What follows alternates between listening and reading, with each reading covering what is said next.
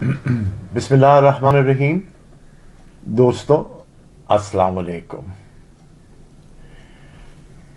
कई बातें आज अखबारों के ज़रिए जो तफसील हासिल हुई है उस पे चंद इन मामलात के मेरे राय हैं।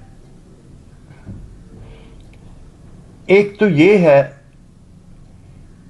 कि हुकूमत को पहले तय करना है कि उन्होंने कितना पैसा यानी कि फॉरेन एक्सचेंज कारोबार करने वालों की तरफ रखना है हर महीने और सालाना जो उसकी लिमिट होगी, इसलिए कि अगर इन्हें पता हो और ट्रेडर्स को भी पता हो कि कितना पैसा उन्हें मिल सकता है, तो फिर ये जो बिजनेस करने वाले लोग हैं जिनको तकलीफात हो रही हैं और वो बयानात दे रहे हैं कि हमें रोका जा रहा है, तो उन्हें पता हो कि हुकूमत के पास इतने पैसे हैं साल में जो वो मज़ीद देते हैं, उससे ज़्यादा ना मिलेगा, ना कोशिश करें मिलने की, और उसकी रिवाइवल या उसकी रिव्यू रादर उसमें तज्जिया लेना या जायज़ा लेना वो हर 6 महीने या साल के बाद हो सकता है। तो इससे ज़रा आपके बाहर से ज़र मुआवजा को कंट्रोल करने के लिए एक तरीका भी होगा, और जो नुकसान उठाते हैं कि भाई हम मंगाते ही आने नहीं देते, तो उनको भी पता पड़े कि इतना साल में मैसर होगा, उससे ज़्यादा नहीं। दूसरी बात मैं जो करना चाहता हूँ कि अजीब व गरीब है सिलसिला। पीएम ने भी मेरा ख्याल है सोच के बयान देना चाहिए था कि ईरान के साथ जो मसला हो रहा है हो ये रहा है कि आपसे जो टेररिस्ट कहें उन्हें या जो भी कहें, जो आपको नुकसान देना चाहते हैं और आप फ़ौज पे अटैक करते जा रहे हैं, हमारे फ़ौज पर अटैक करते जा रहे हैं, तो आपने उसके लिए क्या सोचा? वो ईरान में भी जाके छुप के आएंगे, वो शुमाली इलाक़ों में ताजिकिस्तान के साथ भी हो सकता है छुप के आएँ, या अफ़गानिस्तान से तो वो छुप के आते ही हैं, हिंदुस्तान से भी। तो आपने अपनी पॉलिसी कायम करनी है कि आपने क्या करना है। दूसरी बात यह है कि अगर ईरान से कुछ लोग आए हैं आपको तंग करने के लिए, तो ईरान का उसमें क्या कसूर है? तो उन्हें सफ़ीर को बुलाकर आप बाकायदगी से उन्हें टॉकिंग डाउन दें कि आप लोगों के यहाँ से ये हो रहा है और ये हम बर्दाश्त नहीं करेंगे, और हम अगर ज़रूरत पड़े इनके पीछे फिर हॉट परस्यूट में भी जाएंगे, तो हम आपके इलाके में आकर इन्हें मारेंगे। अगर आपने ये किया तो शायद ईरान भी ज़्यादा चौकस हो जाएगी। वैसे मैं समझता हूँ कि वहाँ जो हो रहा है वो इसलिए हो रहा है कि इतनी बॉर्डर को कौन पहरा देगा, लेकिन आप ईरान से बात करके वहाँ उनके सरहद की तरफ कैंप्स लगवाएं जिसमें उनकी फ़ौजी और अस्करी क़ुव्वतें बैठ सकती हैं, और आपको फ्लैग कमांडर्स की मीटिंग्स करनी चाहिए हर हफ्ते, जैसे आप एक ज़माने में करते थे इंडिया के साथ। तो कोई तरीका अख्तियार करे। ये कहना कि ईरान ने ये नहीं किया तो हम ये, भाई ईरान को क्यों आप दुश्मन बना रहे हैं? अफ़गानिस्तान को आप क्यों दुश्मन बना रहे हैं? ताजिकिस्तान को आप बनाने चलता रहे हैं। कहाँ कहाँ आप दुश्मन बनाएंगे? बात ये है कि आपने देखा होगा कि कुदरत में अगर एक जानवर भी बीमार हो जाता है और ख़ुद कफ़ील नहीं रहता, तो उसके ही जानवरों से अटैक करके मार जाते हैं। तो सोचना चाहिए आपको कि ये हो क्या रहा है। अब सवाल आता है कि جماعت اسلامی کو آج یہ خبر ہے کہ سندھ کے چیف منسٹر نے دعوت دی ہے کہ ہمارے ساتھ مل کے کہ آپ کراچی کا میئر بنائیں. کوئی نئی بات ہے؟ نہیں. 1989 میں جب انتخاب ہوئے تھے تو کراچی ساؤتھ میں جماعت اسلامی نے پیپلز پارٹی کے ساتھ ووٹ دیا تھا، حالانکہ آزاد گروپ جو تھا ہمارا وہ جیتا تھا، جمشید خان، اور اس میں جو 3 ووٹ تھے جماعت اسلامی کے وہ پیپلز پارٹی کو ملے تھے. اور اسی طریقے سے اگر آزاد گروپ کے ووٹ کو مسلم لیگ نون ووٹ دیتے 3 ووٹ یا 2 ووٹ، تو ہم آدھی کراچی آزاد گروپ جیت جاتی جب میں اس میں ملا ہوا تھا.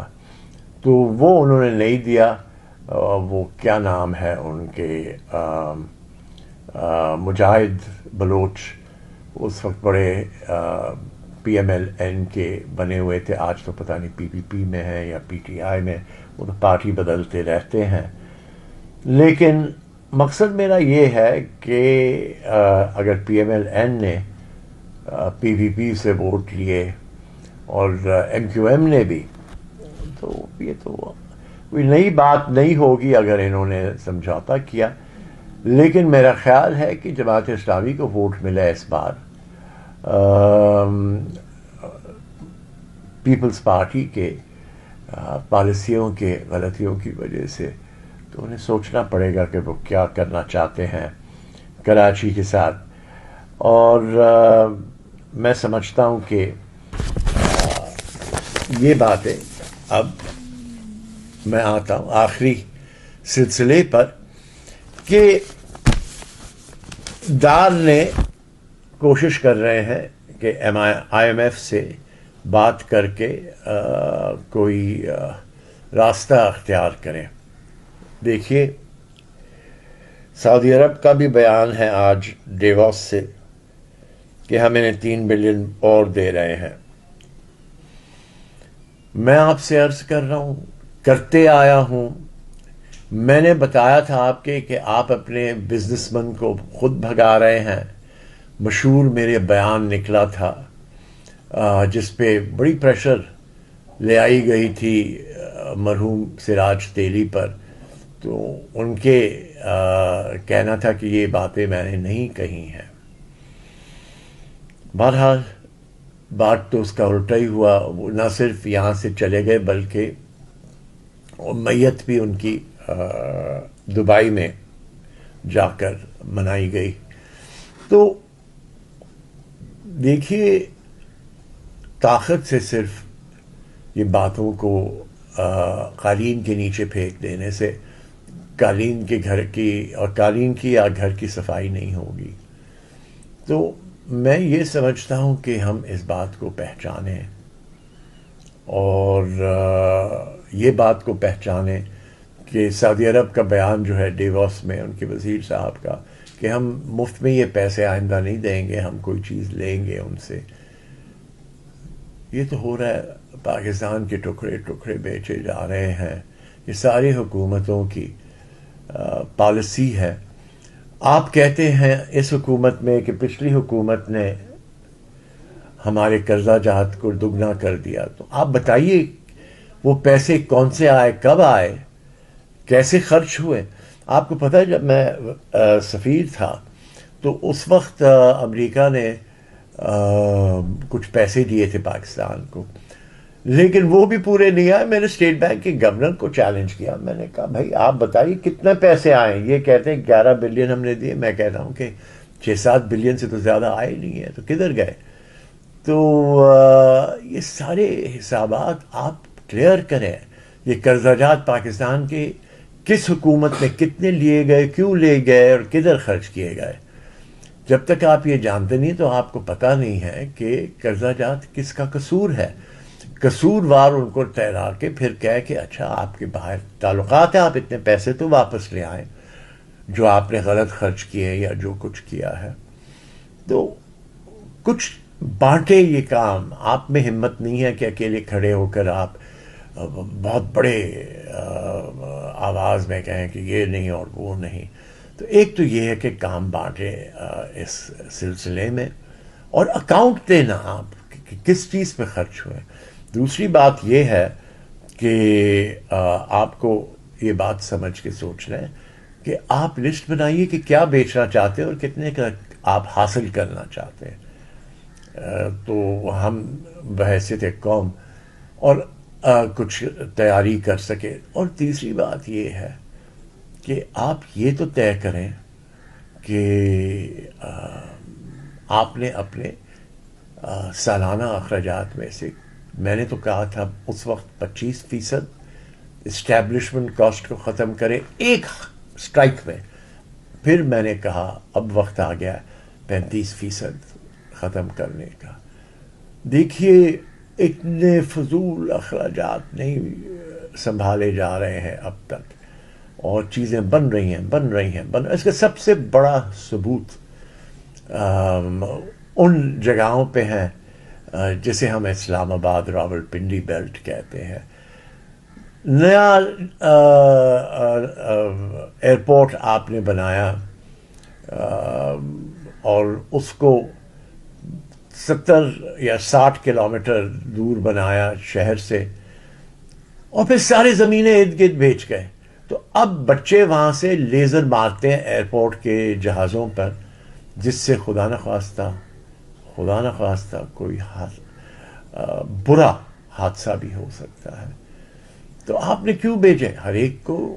یہاں کراچی پاکستان میں تو ہر جگہ زمین کے فروخت کا سستا خریدنا اور مہنگا بیچنا ایک تماشا بن گیا ہے.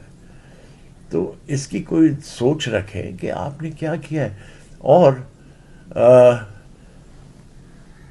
معاف کیجیے گا, بیان آ جاتے کہ پولیس کو نہیں پتا ہے کہاں سے یہ لیزر لگ رہے ہیں. ارے بھائی پولیس کو کیا, آپ کو ایک سائنٹیفک ٹیم بنانی پڑے گی جو لیزر کے ہر ایک جگہ مارکنگز کر سکے, کوئی تیاری ہو سکے. ڈیفینس آف ایئرپورٹ اتنا مہنگا آپ نے بنایا ہے جس میں بارش ہی ہوئی, اور میں وزیر تھا اس وقت, تو بارش چھت سے گزر رہی تھی اوپننگ پہ. تو صحیح طرح کریں. یہ کہاں تک آپ کہیں گے پولیس, یہ تو پولیس کیا ہے آپ کی؟ پولیس میں آپ نے ٹریننگ کون سی کرتے ہیں کہ آپ ان سے امید رکھتے ہیں؟ تو دیکھیے اب تک کوئی ہم نے راستہ, ایک طرف اخبار کہتا ہے کہ آپ کی خریداری 78% کم ہو گئی ہے, اور ایک اخبار کہتا ہے کہ پھر بڑھ گئی ہے. سچ کس جگہ؟ یہ ہے کہ ایک خوشخبری ہے کہ کراچی الیکٹرک کو 10% اور کم کرنے پہ مجبور کیا جا رہا ہے اپنا ٹیرف, اپنا بل. اس سے شاید کچھ فرق پڑے, لیکن یہ بھی ایک لمبی کہانی ہے جو ختم نہیں ہوتی. میں تو عرصے سے کہہ رہا ہوں, بتائیے کیسے بیچا تھا, کتنا پیسہ حاصل کیا تھا.